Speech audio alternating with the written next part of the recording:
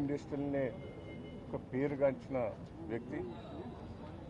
ఏ సినిమాలో కూడా కోటా శ్రీనివాసరావును చూడాలి, కోటా శ్రీనివాసరావు యాక్షన్ చూడాలి, ఆయనతోటి చూస్తే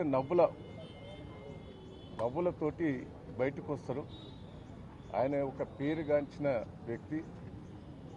అసుంటి వ్యక్తి చనిపోవడం తెలుగు ప్రజలకే కాదు, తెలుగు ఇండస్ట్రీకి కానీ అందరికీ చాలా బాధాకరమైన విషయం. చాలా సన్నిహితమైన వ్యక్తి. నాకు కూడా దాదాపు 40 ఏళ్ళ నుంచి పరిచయం. అప్పుడు తెలుగుదేశం బీజేపీ అలయన్స్లో కూడా కలిసి పనిచేశాం. చాలా నాకు సన్నిహితం. ఎక్కడికి పోయినా ఎక్కడ కలిసినా దయన్నా దయన్నా దయన్నా అని అంటాడు. నేను కూడా ఆయనతోటి చాలా పరాశగా వాడేది. ఆయన సినిమాలు ఎట్లయితే జోకులు వేస్తాడో ఆయన చూస్తా కూడా నేను అట్లా జోకులు వేసేది. చాలా చనిపోవటం అందరికీ బాధాకరమైన విషయమే. ఆయన కుటుంబం ధైర్యంగా ఉండాలి, ఆ భగవంతుడు కుటుంబం ఆదుకోవాలి, ఆయన ఆత్మశాంతి కూరాలని ఆ భగవంతుని కోరుతున్నాను.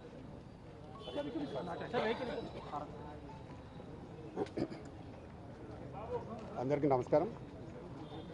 ఈరోజు కోటా శ్రీనివాసరావు లేరు అనే విషయం నిజంగా చాలా చాలా బాధాకరం ఇండస్ట్రీకి.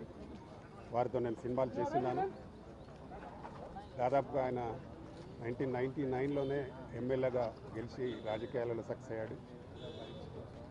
దాదాపు 750 సినిమాల్లో నటించి ప్రతిఘటన సినిమాలోనే తెలంగాణ భాష ఎలా ఉంటుంది అని చూపించి పెద్ద విలన్గా సక్సెస్ అయ్యి ఆ భాషతోటే తెలంగాణ విలన్ ఎమ్మెల్యేలు ఎలా ఉంటారు అనే చూపించిన గొప్ప నటుడు. ఆయన నటన నిజంగా ఈ ఇండస్ట్రీకి తీరని లోటు. ఆయన అన్ని భాషల సినిమాల్లో చేశాడు, తెలుగు, హిందీ, తమిళ్, కన్నడ.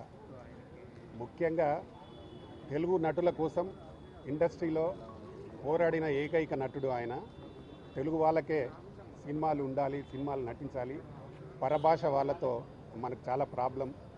వాళ్ళకు మన భాష తెలియదు, మీనింగ్ తెలియదు. దాని ద్వారా వాళ్ళకు కరెక్ట్ నటన రాదు, వాళ్ళతో మేము నటించాలంటే చాలా ఇబ్బంది అని చెప్పిన ఏకైక గొప్ప నటుడు. అలాంటి నటుడు లేకపోవడం అనేది నిజంగా చాలా ఇండస్ట్రీ నటులకు అలాగే ప్రొడ్యూసర్స్ కూడా చాలా తీరని లోటు. ఆయన లోటును ఎవరు కూడా భర్తీ చేయలేనని నేను మనవి చేస్తున్నాను. అలాగే వారి కుటుంబానికి నా ప్రగాఢ సానుభూతి తెలుపుతూ వారి ఆత్మకు శాంతి కలగాలని మీ రామకృష్ణ.